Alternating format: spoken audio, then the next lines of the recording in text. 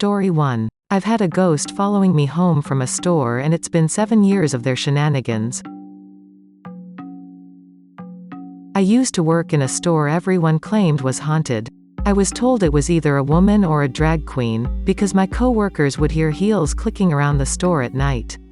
I didn't believe any of it, even when I closed up shop and opened the next morning and the pet beds had all been neatly lined up on the ground down the whole aisle, and yet the alarm was never turned off or went off because of the motion. I also came in one morning to see a half-eaten candy bar on the floor, one that we didn't sell. I laughed it off, swearing my co-workers were just messing with me. Well, one night I was closing up, I had already walked the entire store and was with another county worker. We heard a noise of metal scraping the floor, and we went to see if anyone had snuck around while we were on our walkthrough. It was a very small store, 4 or 5 aisles at most. Nothing, so I went back to the closing paperwork and we locked up. The next night, we heard the heel clicks of someone coming down the hallway towards our back room, and I got up to confront whoever it was, but no one was there. My cashier was absolutely horrified, wanting to stay with me instead of doing her closing duties alone in the store. Well, I left that job, but I noticed some weird stuff started happening at my house. My roommate would ask me why I moved certain things, and I would tell him I never did, and vice versa. At one point, we heard a child's toy, his kid, under our couch playing music, and we moved the couch, went to take the batteries out, but there weren't any. We also heard heels clicking around our apartment throughout the night and day. He assumed ghost. I kinda believed it after that. I moved from there to a new place out of town with my newlywed husband, not thinking about the ghost until stuff started falling off tables and shelves, and once again, I could hear heels clicking around my apartment. The problem was, we had carpet everywhere and cheap, plastic-like floors that never made clicks when I walked on it with heels. Now I've moved back to my hometown in a nice apartment, but this morning I caught my shoes moving on my door camera. It was like someone pivoted them completely. Their placement together hadn't changed, just the angle, and we hadn't been over there. The motion video also didn't show actual motion, just that my shoes were suddenly not in the same place anymore. This past weekend, we were relaxing on the couch when suddenly something in our pantry was banging around. We assumed the cat must have been locked in there by mistake, but the cat came running into the kitchen to see what the sound was. We opened the pantry and saw 2 cans of nearly expired which had fallen on the ground, but they were not only upright on the shelf before but also behind a lot of other cans too that seemed untouched. Also, they were on the bottom shelf, so it should have made so much banging on the way down. I don't know if, at this point, I should get rid of the ghost because the cans are about to expire. I was forced to see it when I picked them up, so maybe it was telling me that. Plus, my shoes I noticed had a bad odor to them which I'd never known if they hadn't been moved, since I don't wear that pair often enough. The ghost is just being aggressively friendly, and I don't want to be rude. Story 2. I'm scared to be alone after something happened at 3:33 a.m. last night. Honestly, I don't know how to start this because I sound so insane, but it started a few weeks ago. My family has been struggling pretty bad with health problems. For example, my mom had a stroke, my brother had experienced a car crash that had injured someone, my grandma crashed her car, she later had a brain aneurysm, my aunt had a heat stroke, and my mom had found lumps in her breast that she's getting tested. This had really affected me and my family. I recently moved in with my eldest sister and she has been saying it's a spiritual attack. She had said it was a very strong spirit. My family has always had paranormal problems. However, it had caused my sister to have horrible sleep paralysis and she was scared to see it, so she prayed.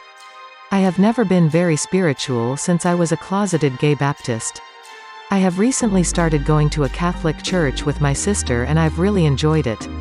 So she decided to take me again this Saturday to church. However, on the way we got in a car accident a minute from the church. I had luckily worn a seatbelt because I had saw a police officer earlier on the ride. If I had not, I would have flown out of the windshield since the airbags didn't deploy. Anyways, it had been a crazy day for me and I decided to just chill with my eldest sister that night. Then my girlfriend FaceTimes me and I pick up. My girlfriend is not religious and had made jokes about me going to church. I laughed it off and we continued talking. It was now 3:20-ish and I decided I'm gonna go to the bathroom to take my makeup off. I have a cat and she immediately took off to the bathroom. I locked the doors and take off my makeup. But then my call with my girlfriend drops. I look at the time and it's 3:33, all of a sudden somebody was banging on the door. I start to panic and sit on the floor and start shaking. I start calling my sister to come get me out of the bathroom when something starts playing with my cat under the door. I start to freak out and then my doorknob starts jiggling. I think it's my sister and look outside. Nothing was there. I start sobbing and crying more until I hear my sister's door open.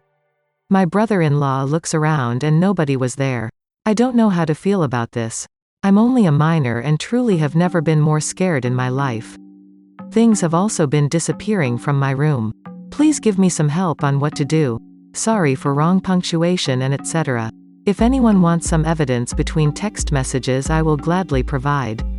If anyone has any insight, please help. Story 3. First trip to Gettysburg, still not sure what I experienced here.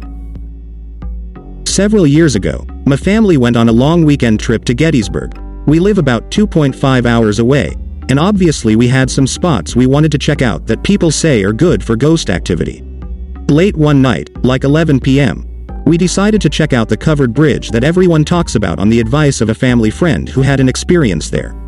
Turned out, half the other tourists also had the same idea, so we ended up leaving before we got out of the car because it was packed. On the way back, we drove on the roads that go across the battlefields to get back to the downtown area and, quite suddenly, the radio volume not only turned up on its own. My dad threw his hands in the air when that happened to show he wasn't doing it, but we heard nothing but static, the sound of a man screaming, and our rhythmic pops that, to me, sounded like the recording of cannon or gunfire or something similar.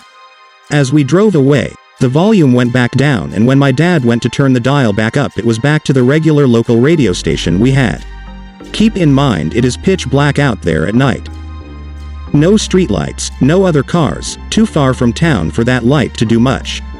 The next morning we drove back over there and, in daylight, we saw that where the incident happened was a building that had a sign outside that marked it a Civil War hospital location. I know from my copious hours of watching the paranormal reality TV shows that most professionals in that space would categorize this as a residual haunting. I'm not sure my stance on the idea of ghosts and hauntings, but this is something I still can't explain and is still with me. Thank you for watching. Please like, share, and subscribe to help support the channel.